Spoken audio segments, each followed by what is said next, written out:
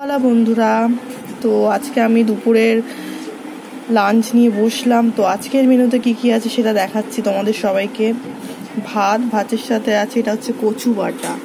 কচু বাটা ওটা লোভনীয় ব্যাপার, সবারই প্রিয় একটা খাওয়ার। তারপরে এটা হচ্ছে থোড় ভাজা, গাছের থোড়, খুব নরম সফট, ঠিক আছে। আর এটা হচ্ছে পেঁপে দিয়ে মুগ ডাল। এই যে দেখো, ডালটাও ভালো হয়েছে, ঘি ফোড়ন দিয়ে করা হয়েছে। আচ্ছা, তারপর হয়েছে মেনুতে তেলকইটাও মনে হচ্ছে খুব ভালো হয়েছে, ব্যাপারটা আজকে খুব জমে উঠবে। দেখো, তো কে কে খেতে এগুলি পছন্দ করো কমেন্টও জানিও, ইনবক্স করো।